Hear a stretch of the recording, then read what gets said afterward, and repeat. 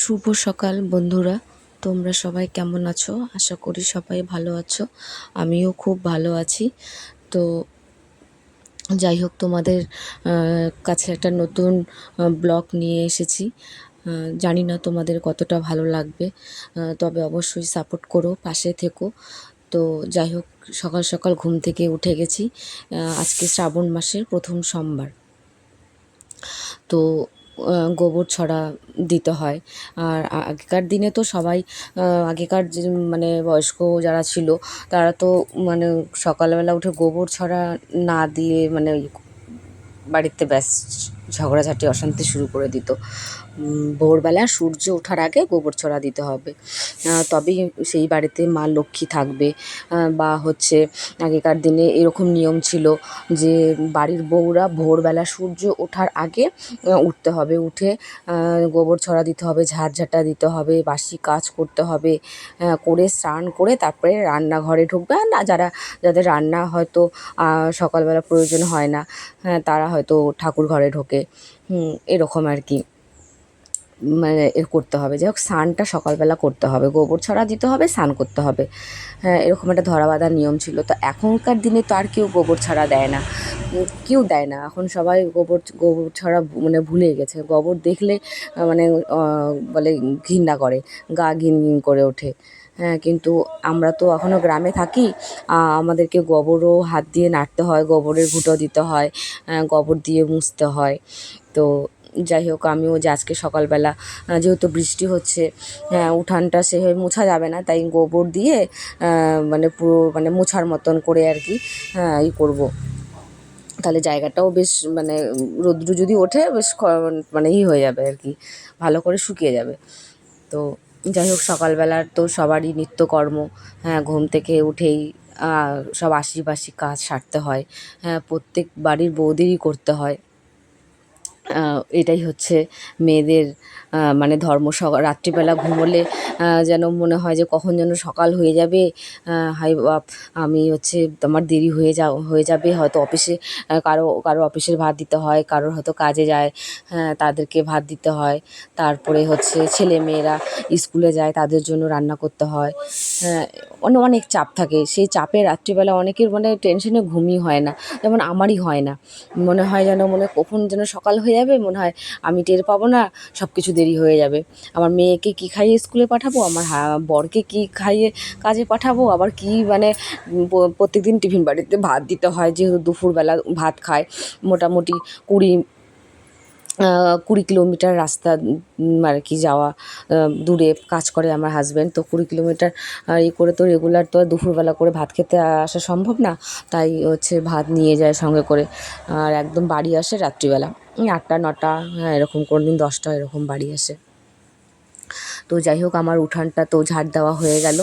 এখন ঘর বারান্দাগুলো ঝাড় দিচ্ছি। আর এই দেখো আমাদের অ্যাঞ্জেল সোনা, এর নাম হচ্ছে অ্যাঞ্জেল, এটা আমার আর একটা ছোটো মেয়ে। হ্যাঁ, এর আগেরও মানে ব্লকে আমি তোমাদেরকে বলেছি, এটা আমার হচ্ছে ছোট্ট মেয়ে। হ্যাঁ, তো মানে কি বলবো, মানে একদম ওর যখন বয়স 35 দিন তখন থেকে ওকে দুই মানে লালন পালন করছি আর কি। তো এইভাবে ওকে বড় করলাম। তো যাই হোক, বৃষ্টির দিন বুঝতে পারছো, তার মধ্যে গোবর দিয়ে দেখো উঠানটা মুছেছি, একদম আরও কাদা কাদা হয়ে গেছে। কালকে অনেক কাপড় কেচেছিলাম, দিয়ে কাপড়গুলো শুকায়নি, দিয়ে ভাবছি আবার কাপড় ভিজাবো, আরও অনেকগুলো কাপড় জড়ো করা আছে।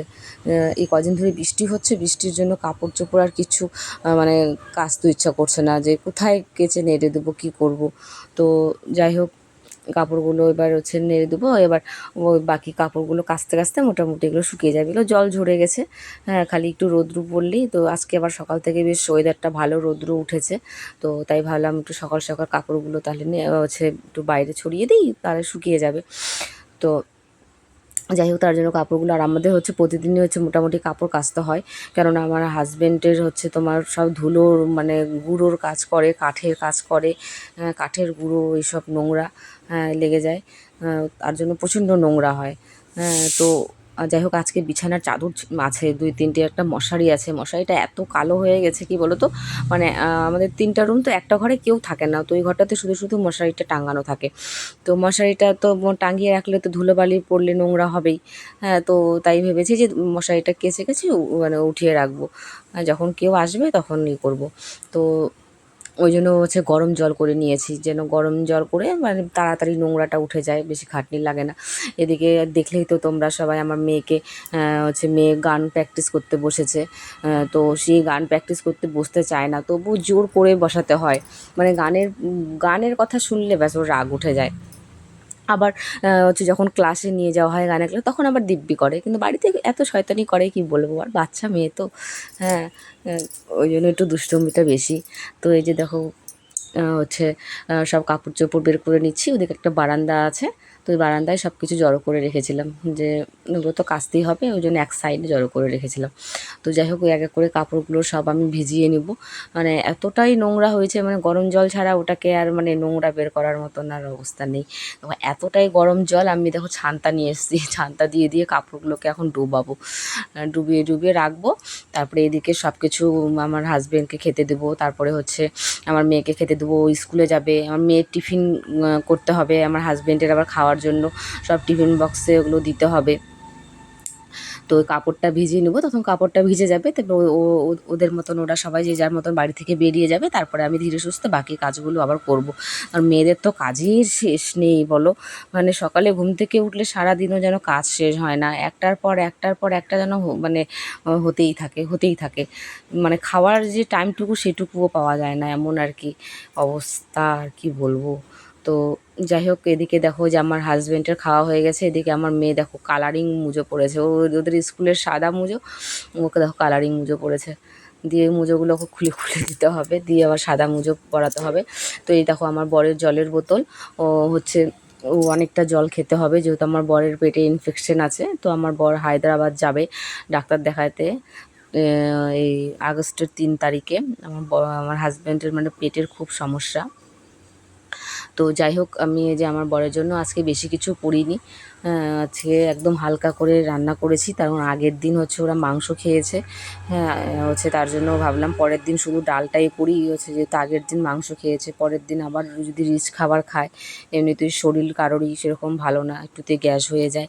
তো যাই হোক, আমি দেখো ডালের টিফিন বাটি ঢাকনি না লাগিয়েই হচ্ছে বড় ঢাকনিটা লাগিয়ে দিয়েছি। তো আজকে রান্না করেছিলাম ডাল, বেগুন ভাজা, লাল শাক ভাজা, একদম তাড়াতাড়ি করে রান্না করেছি।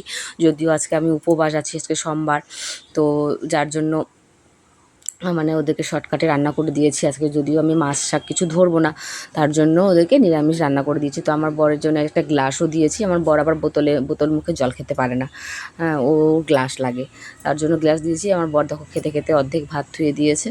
আর এদিকে আমার মেয়েরও খাওয়া হয়ে গেছে, এদিকে মেয়েকে রেডি করাতে হবে। এই দেখো মেয়েকে এবার সাদা কালারিং মোজো খুলে দিয়ে এবার সাদা মোজো পরছে, আমার মেয়ে আবার টাটা করছে, টাটা করছে আমার মেয়ে, দেখছো সামনের দাঁতগুলো নেই, মানে হাসলে মানে আমার কাছে তো খুব ভালো লাগে, মিষ্টি লাগে। তো এদিকে যাই হোক, এই দেখো মাটির আমাদের আমাদের একটা ঘর প্লাস্টার করা, আর বারান্দাটা শুধু প্লাস্টার করা, বাকি দুটো রুম রান্নাঘর এগুলো হচ্ছে সব মাটির। তো এই যে দেখো চোখের তলে মানে এত গর্ত করেছে, আর কাল বুঝতেই পারছো, সাপ পোকামাকড় কত কিছু ঢুকে থাকবে, সেই মানে কারণে খুব ভয় লাগে। তো এইটা আমার হচ্ছে হাজব্যান্ডের যন্ত্রপাতি রাখার ঘর। হ্যাঁ, আমার বর যেহেতু হচ্ছে ইন্টেরিয়ারের কাজ করে, হচ্ছে তোমার কিচেন ওয়ারড্রোব এইসবের মডেলার ফার্নিচার, এক কথায় মডেলার ফার্নিচারের কাজ করে। তো যাই হোক, তোমাদের কেউ যদি কিচেন বা মডেলার ফার্নিচার যদি বানাতে চাও, অবশ্যই আমার সাথে যোগাযোগ করবে। হ্যাঁ, আমি হচ্ছে কমেন্ট করবে অবশ্যই, আমি তাহলে ফোন নাম্বার দিয়ে দেবো আমার হাজব্যান্ডের। তো যাই হোক, এই যে ইঁদুরের গর্তগুলো বন্ধ করে দিচ্ছি। এবার হাত দিতেও খুব ভয় লাগে, জানো না, কিছু যদি ঢুকে টুকে থাকে মানে ভীষণ ভয় লাগে। হ্যাঁ, তো এই যে কালো কালো দেখছো, এখানে এই চোখের তলে আম রাখা হয়েছিল, আম আর কাঁঠাল। তো যার জন্য এই যে আমগুলো পচে পচে গিয়ে রস বেরিয়ে বেরিয়ে এই যে এরকম কালো কালো হয়ে গেছে। তো এত বাজে লাগছে দেখতে, তো কয়দিন ধরে সময় পাচ্ছি না মুজবো করে, দিয়ে ভাবছি থাক, এখন যে শ্রাবণ মাসের প্রথম সোমবারে তো আমি তো উপবাস করব, একবারে সেদিন দিনই মুছবো। তো ভেবেছিলাম আগের দিন মুছবো, রবিবারের দিন মুছে নেব, তো সেদিন আর হয়নি। দিয়ে আজকেই আমাকে মুছতে হলো। তো যাই হোক, আমি হচ্ছে একে একে দুটো ঘরই মোছা হয়ে গেল, এই যে আর একটা ঘর মোছা হয়ে গেল, আর আগের যে তোমাদেরকে ঘরটা দেখালাম ওই ঘরটাও মোছা হয়ে গেছে। তো যাই হোক, এদিকে দেখো আমাদের অ্যাঞ্জেল সোনা বসে থেকে লেজ নাড়াচ্ছে। হ্যাঁ, ওর তো আর কিছু কাজ নেই, কী করবে, শালি বসে থেকে খালি কে আসছে তাদেরকে একদম ঘামু ঘামু করে ধরবে আর বসে থাকবে, এই হচ্ছে ওর কাজ। তো যাই হোক বন্ধুরা, এদিকে দেখো আমার কাপড় ভিজানো হয়ে গেছে, এদিকে দেখো কতগুলো বাসন টাসন সব পড়ে আছে, এঁটো বাসন সবাই মানে ওরা খেয়ে গেছে, রান্নার বাসনগুলো পড়ে আছে। তো ওগুলো সব এখন মাজা ঘষা করবো, কাপড়গুলো কাচবো, এবার কেচে টেচে তারপরে সব আরও বাকি কাজগুলো করবো। এদিকে পুজোর বাসনটাও মেজে নিলাম, তার কারণ স্নান করে ঠাকুর ঘরে ঢুকলে পারে পুজোর বাসন মাজা করা দেরি হয়ে যায়, গরমের মধ্যে গা ঘেমে যায় প্রচণ্ড। তার জন্য ভাবলাম স্নান করার আগেই পুজোর বাসনটা মেজে রাখি, কারণ আমাদের বাসনগুলো সন্ধেবেলায় আমি মানে বাইরে বের করে রাখি, যাতে সকালবেলা বাসনটা মাজা যায়। তো বাসনগুলো দেখো জলটা আমি ছেঁকে নিচ্ছি, কারণ হচ্ছে ফুলগুলো, তুলসী পাতাগুলো আমি একটা অন্য ইয়ের মধ্যে রাখবো, কারণ এগুলো সব ড্রেনের মধ্যে চলে যাবে। তার জন্য এগুলো বেছে বেছে আমি তুলসী পাতা ফুলগুলো ওগুলো করছি, ওগুলো ভালো একটা পরিষ্কার জায়গায় নিয়ে গিয়ে ফেলে দেবো। তো যাই হোক, ওগুলো সব ফেলে টেলে আসলাম, এবার দিয়ে সব বাসন কোসন বের করেছি। যদিও আজকে সোমবার, হ্যাঁ বারবার তোমাদেরকে বলছি, আজকে মানে সোমবারের প্রথম সোমবার শ্রাবণ মাসের। তো যাই হোক, বঁটিটা অনেক নোংরা হয়ে গিয়েছিলো, হ্যাঁ তো বঁটিটাও ভালো করে একটু মেজে টেজে নিচ্ছি।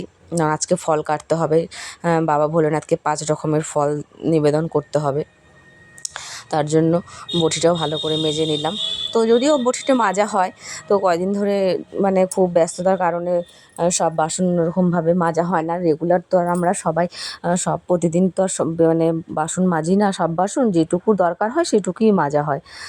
তো যাই হোক, আমি হচ্ছে একে একে সব বাসনগুলো সব মেজে টেজে নিয়ে ধুয়ে টুয়ে নিচ্ছি, তাহলে পুজোর দিকে মানে কাজটা এগোয় থাকবে। তাহলে স্নান করে তাহলে শুধু ঘরগুলো মুছবো, মুছে ঠাকুরের থান টানগুলো মুছবো, মুছলেই আমার হচ্ছে পুজোর জন্য সব মোটামুটি কমপ্লিট হয়ে যাবে। তো দেখো বন্ধুরা, আমি লেবু দিয়ে বাসনগুলো মেজেছি, খুব চকচক করছে না বলো? লেবু দিয়ে, তেঁতুল দিয়ে, এগুলো দিয়ে কিন্তু বাসন মাজলে খুব চকচক করে। হ্যাঁ, তো ওই লেবু দিয়ে মানে ভালো করে ডলে ডলে মেজেছি, বা লেবুর সাথে যদি মানে বালকা মাটি নেওয়া হয় তাহলে আরও সুন্দর হয়, বাসন মাজাটা আরও চকচক করে একদম। তো এদিকে যাই হোক, পুজোর বাসন মাজা হয়ে গেল, তো আমি কাপড় কাচতে চলে এসেছি। এবার কাপড় টাপড় কেচে টেচে তারপরে হচ্ছে স্নান টান করবো আর কি।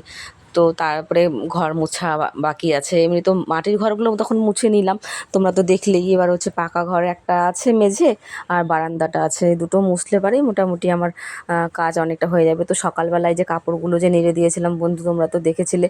তো যাই হোক, কাপড়গুলো শুকিয়ে গেছে, মোটামুটি সবই শুকিয়ে গেছে। যেটা মানে মোটা একটু ছিল সেটা হয়তো ভিজা আছে। তো এই কাপড়গুলো এখন উঠিয়ে নিব, নিয়ে এখন যে কাপড়গুলো কাচলাম এগুলো এখন উঠানে মেলে দেবো। তো যাই হোক, আমাদের জায়গা খুব ছোট্ট জায়গা, হ্যাঁ ছোট্ট একটু উঠান। হ্যাঁ, তো আমাদের হচ্ছে 5টা ঘর, ওই ঘর জুড়ে যেটুকু জায়গা, আর এই যে সামনে এইটুকু, মানে পুরো রাস্তার সাথে লাগানো আমাদের বাড়ি। পিডাব্লিউর জায়গা, আমাদের নিজস্ব কোনো জায়গা নেই। জানি না কবে যে একটা জায়গা নিতে পারবো। তো 2 মেয়ে পড়াশোনার পিছনে টাকা খরচা করছি, যে আমার 2 মেয়েকেই মানুষ করি, যে একটা জায়গা নেওয়ার থেকে 2 মেয়েকে মানুষ করাটাই সবথেকে বড় কথা। ওদেরকে যদি একবার মানুষ করতে পারি তাহলে ব্যাস, ওরাই একদিন নিজের জায়গা নিতে পারবে। তো সেই হিসেবে মেয়েদেরকে মানুষ করছি, জানি না কতটা কী আশা পূর্ণ হবে। তো কাপড়গুলো এখন যাই হোক আমি নেড়ে দিচ্ছি, কাপড় নাড়া হয়ে গেলে মোটামুটি আমাদের এখানে না রৌদ্র খুব একটা যে পায় তা পায় না, তবে সকাল থেকে ভালোই রৌদ্র পায়। সকাল সকাল যদি কাপড়টা কেচে দেওয়া যায় তাহলে বেশ ভালোই রৌদ্র পায়, তাহলে মোটামুটি সারাদিনে শুকিয়ে যায়। তো যাই হোক, এই যে যেহেতু উঠানে আমি কাপড় হচ্ছে মেলে দিয়েছি, তার জন্য একটু লাইটটা কম পড়েছে, তো ওই জন্য অন্ধকার অন্ধকার ভিডিওটা। তো যাই হোক আমি ভালো অতটা এডিটিং করতে পারি না। আমি যেরকম পারি যেভাবে পারি সেভাবেই আমি ভিডিও ছাড়ি। তো এটা নিয়ে বন্ধুরা তোমরা কেউ বাজে কমেন্ট করো না। তখন সবাই তো আর একদিনে সব কিছু শেখে না। দেখতে দেখতে বা কিছু একটা করতে করতেই সব কিছু শেখে। তো যাই হোক হয়তো আমিও শিখে যাব একদিন না একদিন। হ্যাঁ, তো তোমরা একটু আমাকে সাপোর্ট করো সবাই। হ্যাঁ, তো বন্ধুরা দেখো ঘর মোছা হয়ে গেছে, আমি স্নান করে ঠাকুর ঘরে চলে আসলাম। দেখো আমি সব ফুল টুলগুলো সবগুলো সাজিয়ে নিচ্ছি, গুছিয়ে নিচ্ছি প্লাস্টিক থেকে। তখন সব প্লাস্টিকে মানে সব রকমের ফুল এক জায়গাতেই আছে। তো একে একে সব ফুলগুলো আমি থালায় সাজিয়ে নিচ্ছি। ফুলগুলো সব ভালো করে থালায় সাজিয়ে নিলে কি হয়, মানে পুজো করতেও বেশ ভালো লাগে, দেখতেও ভালো লাগে। আর সব ফুল তো আর এক ঠাকুরকে দেওয়া যায় না। হচ্ছে যেমন হচ্ছে মানে লাল ফুল মাকে দিতে হয়, মা মনসা মাকে, কালী মাকে দিতে হয়, মঙ্গলচণ্ডী লক্ষ্মীকে। সাদা ফুল দেওয়ার জন্য আছে রাধাকৃষ্ণ আছে, গোপাল আছে, এদিকে হচ্ছে বাবা ভোলেনাথ আছে, এদিকে সাদা ফুল দিতে হয়। তাই গুছিয়ে নিলে মানে পুজো দিতেও বেশ ভালো হয়, মনটাও ভালো লাগে সব কিছু গোছানো থাকলে আর কি। তো যাই হোক দেখো এই যে নীলকণ্ঠ ফুল, এখন বর্ষার সিজনে এখন প্রচুর নীলকণ্ঠ ফুল ফোটে। তো মানে আমাদের বাড়িতে যদিও গাছ নেই, পাশের বাড়ি থেকে আমার ওই ভাস্তি তুলে নিয়ে আসে। হ্যাঁ, ওর হচ্ছে ফুল তোলার ডিউটি রেগুলার, ও সকালবেলা আমাকে ফুল তুলে দেয়। ফুল তুলে তারপরে ও টিউশন যায়, হচ্ছে বা পড়তে বসে, এরকম আর কি। তো অনেক ফুল তোলাটাও অনেক বড় একটা কাজ, ফুল তুলতে গেলেও প্রচুর সময় লাগে।